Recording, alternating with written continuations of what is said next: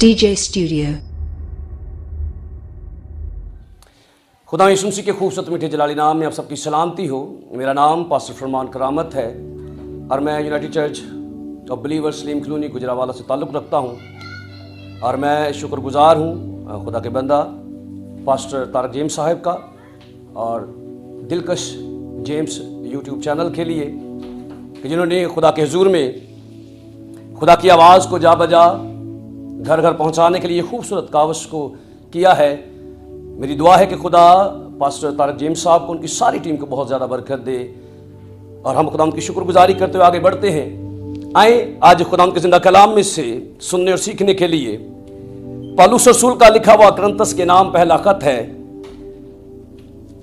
उसका 3 बाब और उसकी 16 और 17 इन 2 आयात को हम तलावत करेंगे। कलाम खुदा में यूं मरकूम है, क्या तुम नहीं जानते कि तुम खुदा का मकदस हो और खुदा का रूह तुम में बसा हुआ है। अगर कोई खुदा के मकदस को बर्बाद करेगा तो खुदा उसको बर्बाद करेगा, क्योंकि खुदा का मकदस पाक है और वो तुम हो। कलाम खुदा के पढ़े सुने समझे और कबूल किए जाने पर खुदा उनकी खास बरकत हो, खुदा उनका शुक्र हो, आमीन। मेरे अजीज, जब हम गौर करते हैं तो शेरों की गारें होती हैं, चूहों की बिलें होती हैं, चिड़ियों परिंदों के घोंसले होते हैं। यानी जमीन पर रहते हुए हर एक जानदार अपने रहने बसने सुकूनत करने के लिए, अपने गुजर बसर करने के लिए, अपने खानदान घराना के लिए कुछ ना कुछ ऐसे मुकाम यानी घर तामीर करता है जिसमें वो सुकूनत और आराम कर सके।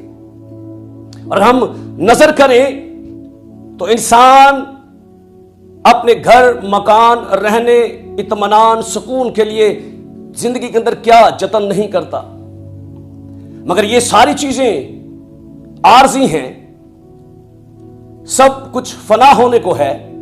लेकिन जब हम कलाम खुदा का मुताला करते हैं तो कलाम खुदा के अंदर मर्द खुदा पौलुस रसूल कुरिन्थियों की कलीसिया को खत के अंदर तहरीर करता है और इस बात को कलीसिया पर बार बार और जाहिर करता है कि क्या तुम नहीं जानते कि तुम खुदा का मकदस हो और खुदा का रूह तुम में बसा हुआ है।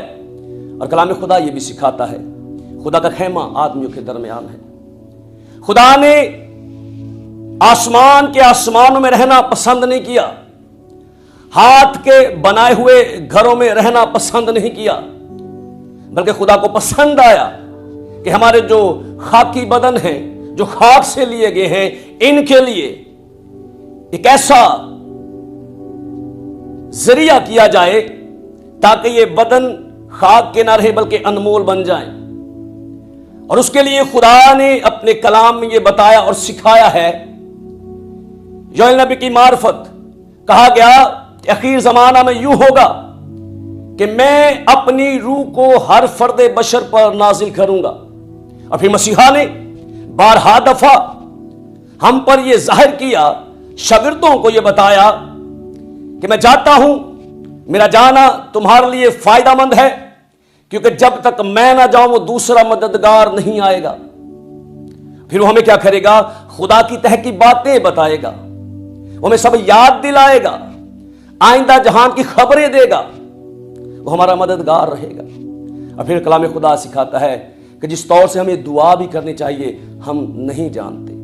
यानी आज का बशर, आज का इंसान, आज का ईमानदार जो खुदा के हुजूर में है वो इस बात को भुलाए बैठा है और अपनी सारी बदन की कुव्वत को, जोर को दी हुई खुदा ने जो ताकत दी है और जो वक्त दिया है वो मादी चीजों के लिए अपने इस मकदस को तबाह किए जा रहा है।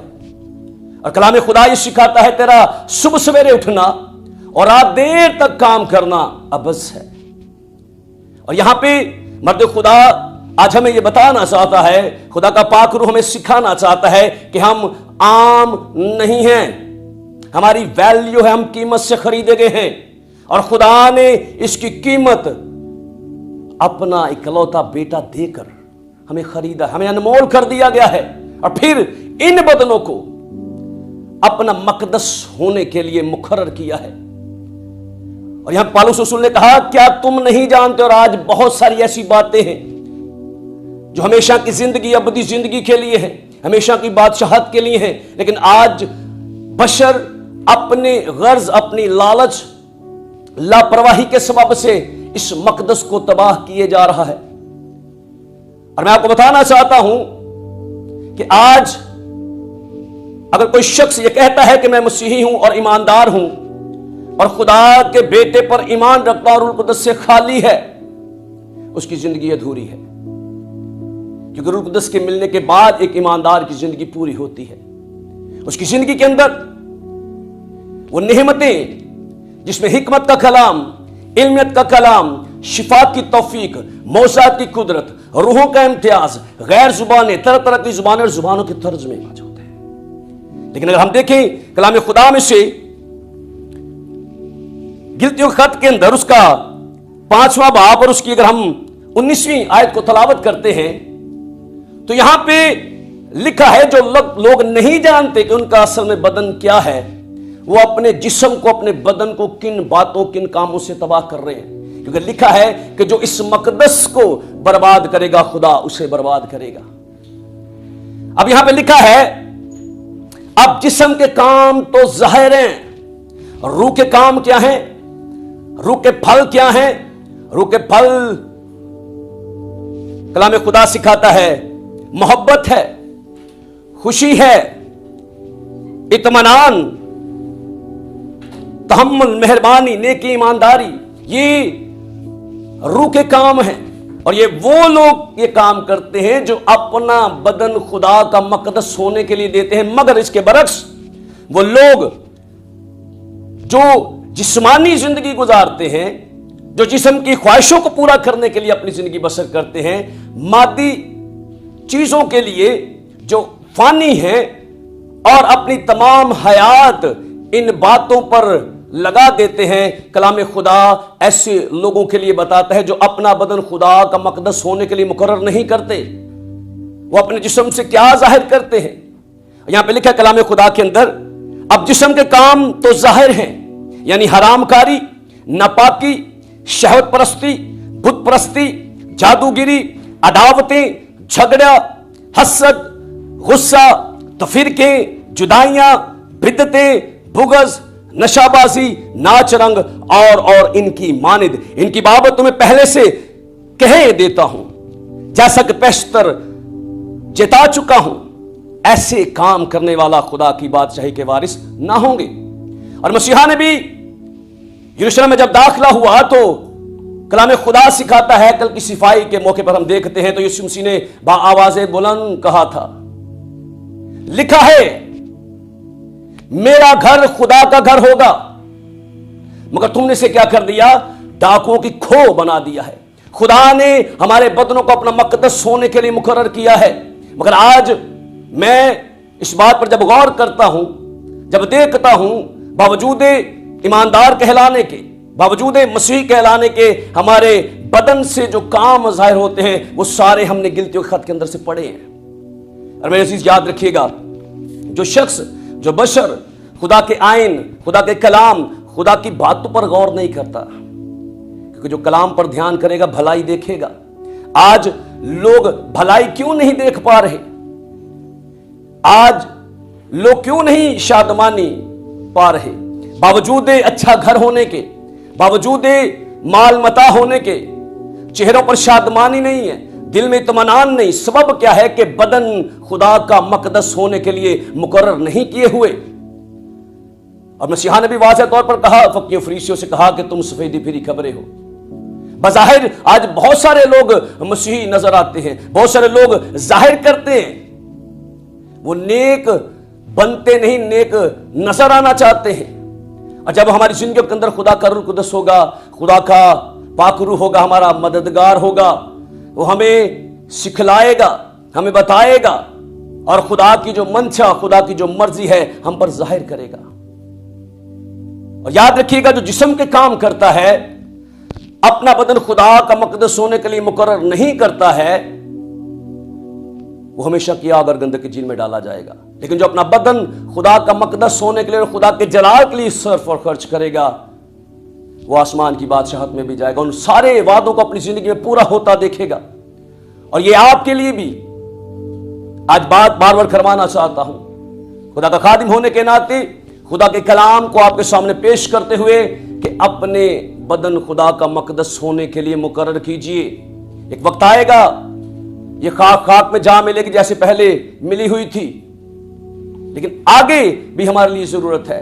आज इंसान अपने घर को बनाने के लिए जमीन पर टाइलों से लेकर पत्थर तक हर चीज के लिए वो चाहता है कि घर के अंदर हर तरह से बनाओ श्रृंगार होना चाहिए। लेकिन उस घर की जिसका वादा मसीहा ने कहा कि मैं चाहता हूं मेरे बाप के घर में बहुत से मकान हैं, अगर ना होते तो मैं तुमसे कह देता।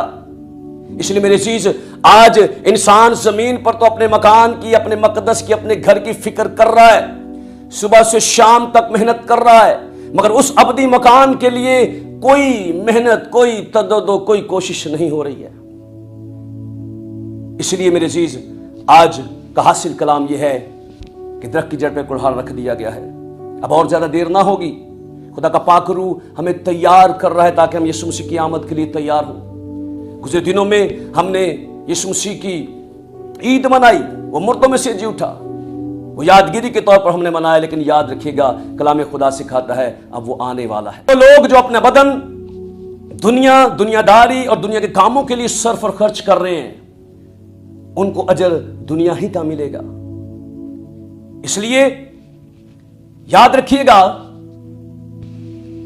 आज आपको अपना बदन डेडिकेट करने की जरूरत है, पेश करने की जरूरत है, अपनी खुदी का इनकार करने की जरूरत है, अपनी सलीब को उठा के यीशु के पीछे चलने की जरूरत है, ताकि आप आसमान की बादशाहत में दाखिल हो सकें, जिसके लिए यीशु मसीह ने कहा तौबा करो कि आसमान की बादशाही नजदीक है और वह जल्द आने वाला है। मेरे अजीज, आपको बताना चाहता हूं कि अपने आप को पेश कर दीजिए, सरेंडर कर दीजिए अपने आप को और कहिए, ऐ खुदा पाक करूं तू आ मेरे बदन के अंदर सुकूनत कर, आ मुझे ले, मुझे दुआ करना सिखा। क्योंकि लिखा है जिस तौर से हमें दुआ करनी चाहिए हम नहीं जानते, मगर खुदा का पाक रूह ऐसी आहें भर भर कर शिफायत करता है जो बयान से बाहर है।